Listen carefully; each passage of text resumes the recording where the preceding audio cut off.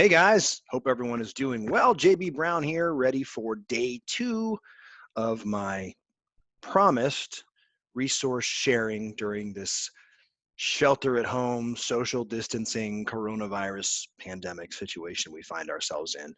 And again, the hopes of this is to try and help you to weather this storm in your business and not only make it through, but potentially thrive and come out on the other side better than you started off. So, first and foremost, um, yesterday I got some feedback that a lot of folks, the SWOT analysis really resonated, but a lot of people had never heard that term before, which was a surprise to me. So one of the neat things about this interaction that you and I will have over the coming days, weeks, months is there are a lot of assumptions that I might make as someone with a fair amount of experience that people know and understand. And what I'm learning is that not everything is not everyone's been exposed to some of these things that I consider basic concepts. So, with that in mind, I thought that today would be a good use of our time would be to go through a SWOT analysis. What is it? Why should you do it? And I'll actually do a live example with you. So, a SWOT analysis, for those of you who have never heard that, is simply a tool that businesses, departments, etc., use to look at strengths, weaknesses, opportunities, and threats. Okay, and those 4 buckets really give you a decent top level down picture of how your business is doing, how it's positioned, and some things that you may need to work on. Okay, so I'm going to do a quick screen share with you, and I'm going to go through what each one means. And once we go through sort of what all of the different letters in the SWOT analysis mean, I'll do a live example for you. All right, so let me just share my screen quickly. And actually, before I do that, so why should you do this in your business right now? Well, one, you have the time. Realistically, a lot of you find yourselves with a little bit more time. Unfortunately, the reason for it is a little challenging, but you do have the time. So let's make some lemonade out of these lemons. So you have the time, and this is a challenging business time through which you have to navigate. Um, all of us need to try and steer our ship to the best of our ability through a challenging time. So it's just a natural time to check in on your business and determine, based upon what we know now and what could happen in the future, um, where are some areas that you could maybe shore up the foundation of your business, some things that you're doing well, some things that you're not, and allow you to be more agile and pivot moving forward. And this is true whether your business is in retail and you're selling to consumers. It's true whether you're in B2B and you have some sort of a product or service that's primarily for other business owners. And it's even true B2G, so business to government. If you're selling, it doesn't really matter what it is that you're selling. You can use times like this to just lend a critical eye, an objective eye to your people, process, things, etc., and try to determine if there's a way for you to improve. So, without further ado, I'm going to share my screen, and I will share this one. There we go. Okay, so let me just take a quick look and see. Whoop, looks like we might be freezing a little bit. What am I sharing here? Hang on a second. I don't think that's the right thing. Let me try that again. Share my screen, and let's go that one. Share. Boy, this is challenging. Sorry, guys, I'm having some technical difficulties because I have 2 screens going, but they're behaving a little bit strangely. So, you know what? This would potentially fall under the auspice of a weakness. So my lack of experience using Zoom, which is what I'm trying to use here. So let me just see which one of these that I'm actually trying to share. So there's desktop 1, desktop 2. That's what I want right there. Okay, we're good now. So hopefully you can see this. Strengths, weaknesses, opportunities, threats. SWOT, S-W-O-T. Strengths are very simply things your company does well. All right. And that can be any number of things. So, for example, you may find yourself in retail, and one of the things you do extremely well is you understand your customer avatar and you understand how to market to them. That would be considered a strength.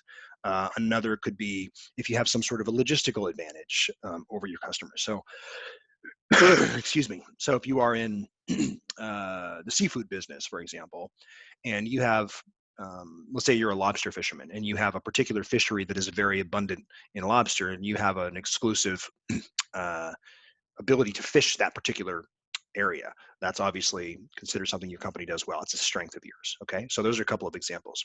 Um, Qualities that separate you from your competitors. So what do you do so well that it makes you stand above anyone else in your space that does that thing? Okay. And that's going to be unique to you and what your business is and does. Internal resources, such as skilled and knowledgeable staff. Never, ever underestimate the power of having a rock star staff. Okay. That can absolutely be an enormous strength of your business. Um, I'll give you a real life example. So we recently switched healthcare providers because we were with the primary care, sort of family care of a very large to Georgia health system. And within that health system was a family care um, practice. And we left because candidly their staff was incompetent. There's no other way to say it. They didn't do basic things well. They wouldn't return phone calls. When you asked them for something, they would send you the wrong thing if they sent you anything at all. They would give misinformation a lot of times. And so for me, particularly with somebody with a deep healthcare background, it was just not acceptable. So we made a switch to a very small, almost concierge type practice. Not truly concierge, but we pay them a monthly fee, and in exchange for that we get an exceptional level of service. And they only have 2 office staff, and they're amazing.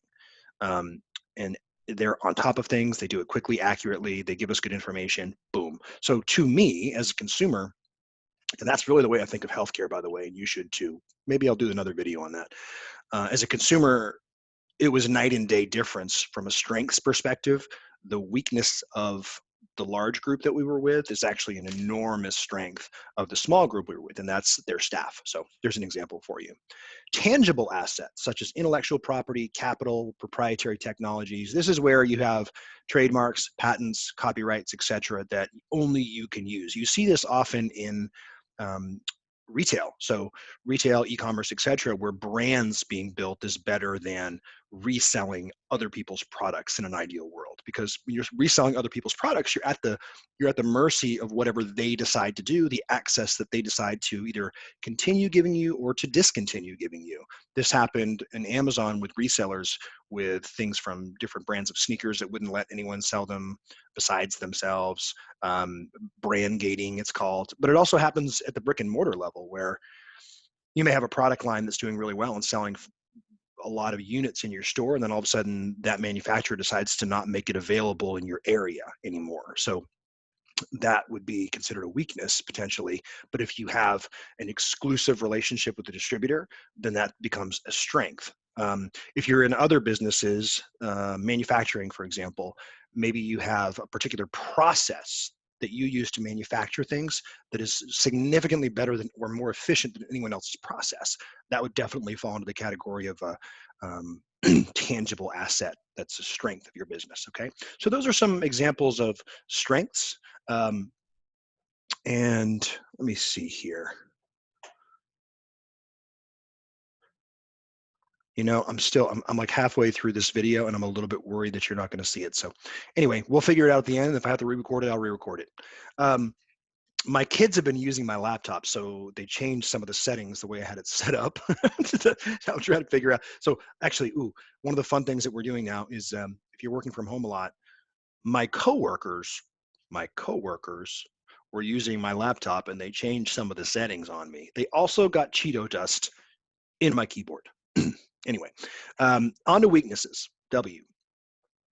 Things your company lacks, right? Something that you don't do well. Maybe it's capital. That's a weakness, not having enough capital. Maybe it's terms. Maybe you don't have terms with some of your suppliers.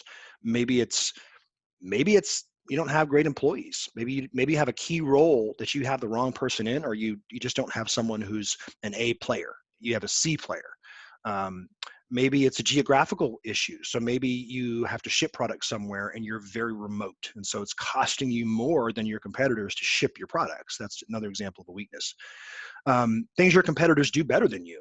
The place that I see this the most right now is the companies who are crushing it in the retail space understand how to interact with their their avatar, their consumers. They know their market really well, and they know how to engage really well with their target market. The companies that are starting to struggle, and it's the gap is getting bigger by the day, are the companies who are having a little bit more of a difficult time understanding how to do that, or even worse, they believe it's not even necessary because our product is so great we don't even have to market or build an audience.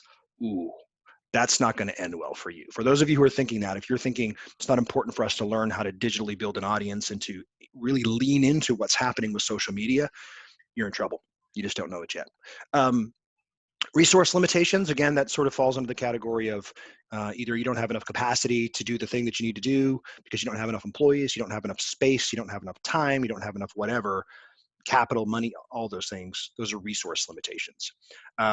You have an unclear, unique selling proposition. This happens a lot where you see companies in every space you can imagine trying to sell their thing, and they don't really understand what makes them truly unique, the why behind why an organization or an individual or any entity would need to interact with my product and my business. What is unique about what we're doing?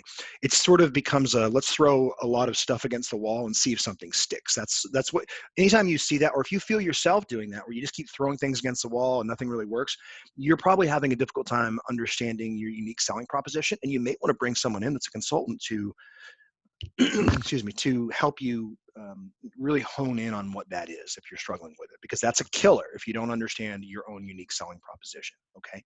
You should be able to articulate your unique selling proposition to somebody in 30 seconds or less. Boom. If you can't do it, you're just not quite there yet.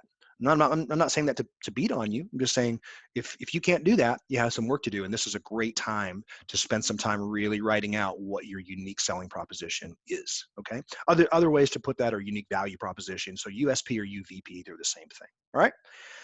Opportunities. Oh, underserved markets for specific products. So you may have a product already that's selling well here, and you may be able to repurpose or broaden the use of that product by switching. A great example of this is um, baby wipes right now. So baby wipes, we all know what they're used for, but in the current situation that we find ourselves in, baby wipes are actually being purchased for much broader use than just cleaning up after, um, baby poop or a baby who peed the diaper. Folks are using them to wipe faces. Folks are using them to wipe hands. Adults are using them to wipe, you know.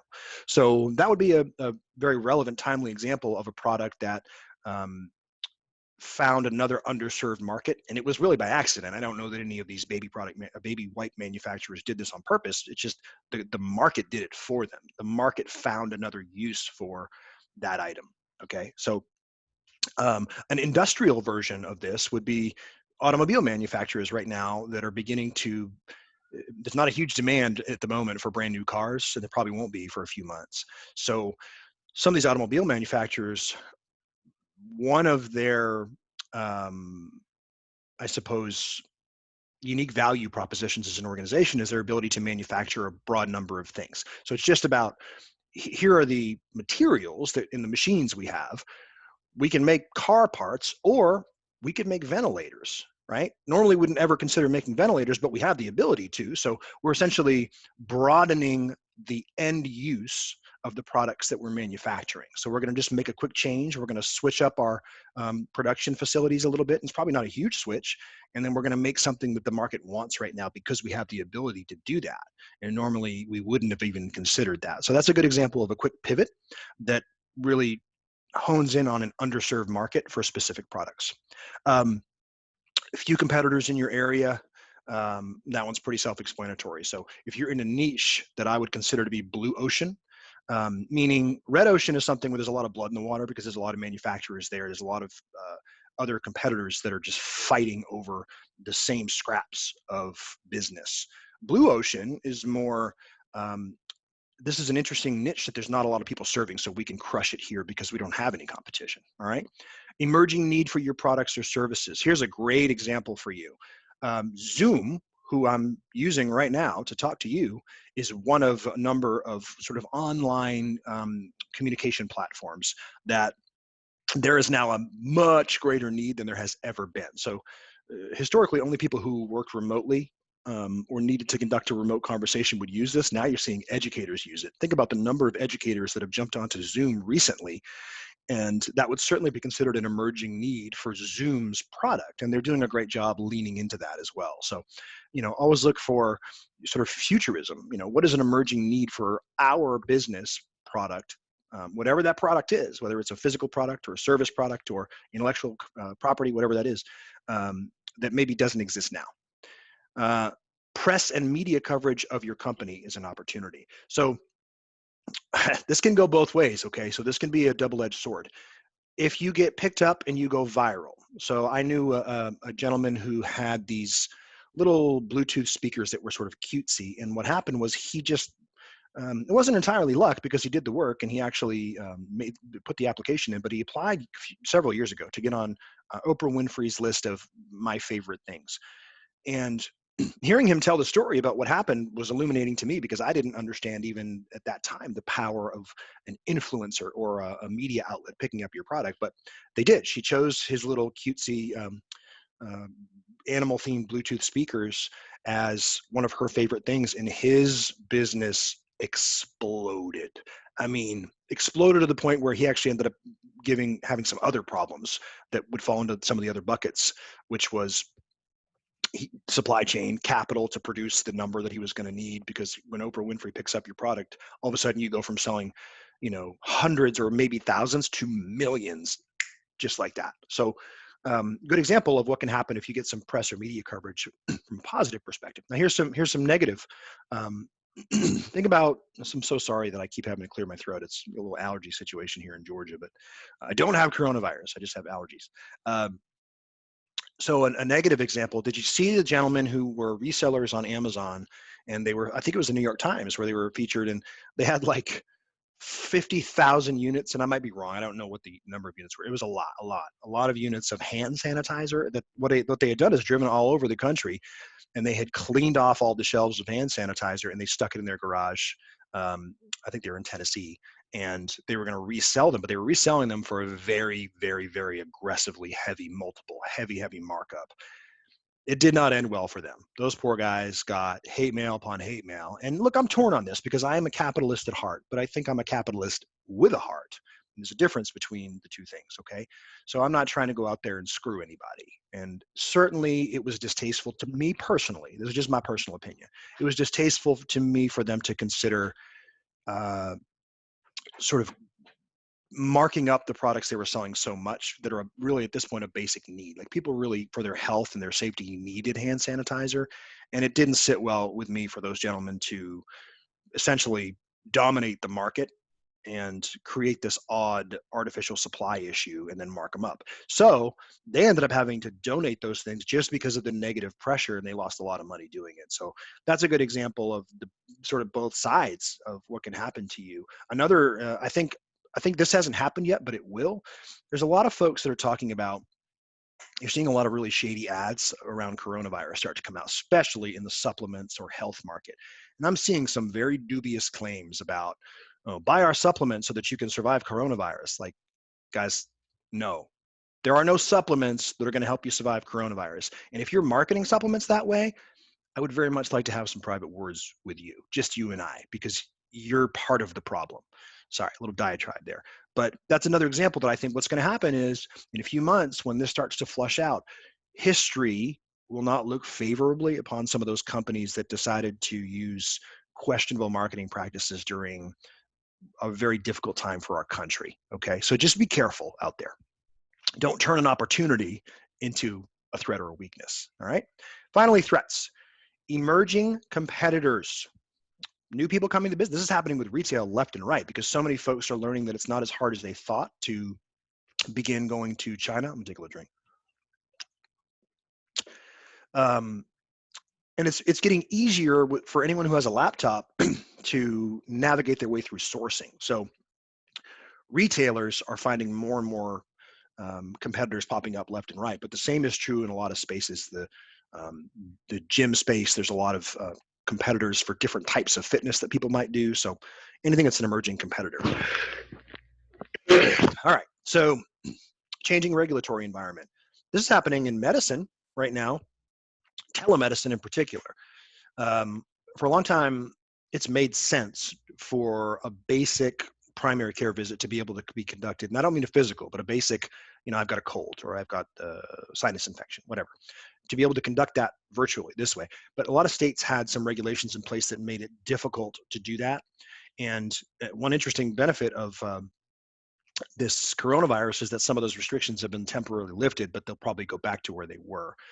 So a threat to a digital healthcare company, a telehealthcare company, would be um, changing regulatory environments if the regulations became more restrictive than maybe they were when you raised your initial seed capital or when you started your firm. Okay. But there's a million examples you could think of in your business where if you're in a heavily regulated industry, financial is another one. Fisheries are heavily regulated and they change frequently. Oil and gas is another. So there are a lot of industries where pharmaceuticals actually is another one with the Sunshine Act, but FDA, et cetera. So there's a lot of industries where changing regulatory environments can be a burden to you. So you just have to be aware of that. Negative press media coverage. So I already covered this before with opportunities. This is just a flip side of that coin. The press can be your best friend. The press can be your worst enemy. Large influencers, which is a newer phenomenon for business owners, but large influencers. Think about Kendall Jenner. If Kendall Jenner, I believe it was Kendall Jenner who one day, a few years ago, said something negative about one of the social media platforms, Snapchat.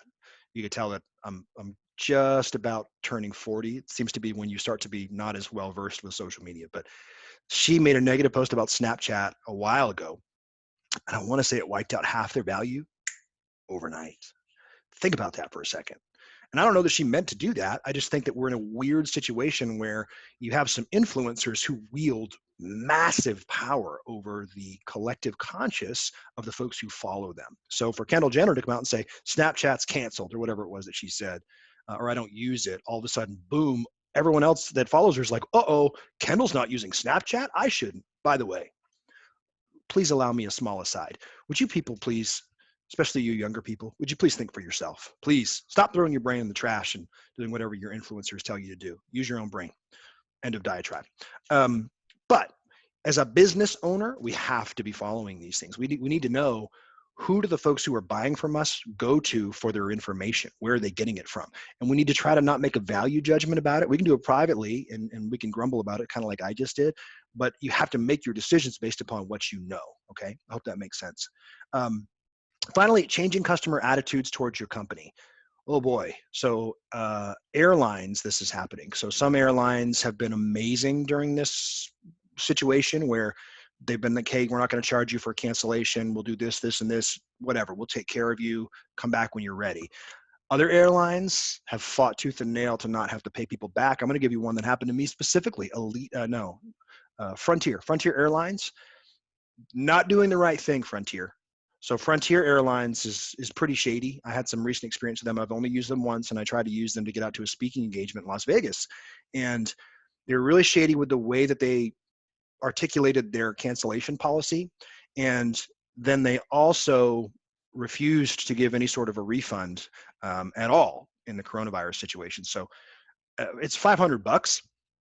But for $500, that company lost me as a customer forever. And perhaps more importantly, everyone that ever asks me about Frontier Airlines, I will have nothing positive to say about them. So it was a really, I think a misstep by them to not recognize what was happening and adjust their policy quickly to reflect changing consumer attitudes toward a company in an industry. All right. The same thing has happened with the mortgage industry. This happened with mortgage companies back in 08 and 09, where consumer behavior and consumer attitude about the lending practices of mortgage companies changed almost within 6 months, to where they went from being viewed as, an ally and helping people achieve their dreams, to being a potential predator that people had to be aware of and watch out for. Mortgage brokers, mortgage bankers, etc. That was a great example of, changing consumer attitudes. Same with banks. Banks are in trouble right now because everyone's watching what banks are going to do. There are some banks I just saw, I think it was Ally, and forgive me if I'm wrong, but I think it was Ally that just proactively sent out a notice saying, hey, listen, if you have a car loan with us, don't make your payments for a couple of months. Interest will still accrue, but You pay it later when you have money if you're in a cash flow crunch. Brilliant marketing and a brilliant understanding of changing consumer attitudes in a crisis, collective conscious of their normal target avatar. Avatar, if you don't know, try not to be jargony. An avatar is simply a composite of who your customer probably is. All right. So that's a SWOT analysis. And actually, I didn't want to go longer than 30 minutes. So here's what I'm going to do. I'm going to leave it at this today. That's just me going through what a SWOT analysis is, literally, and some examples. Tomorrow, what I'll do is I'll give you 2 examples of me live going through an actual SWOT analysis of a couple of businesses, because I'm always buying and selling businesses, so I do this all the time. I'll go through how I do it, what you can do in your own business, and I'm also going to give you some hilarious stories from my business career and travels, just to end Friday on a funny note. So hopefully this was valuable to you. Let me stop my share. Everybody ever have a hard time with finding where your cursor is on these things when you try to stop something and you're on one thing? Anyway, hope you guys are well. Enjoy the rest of your day.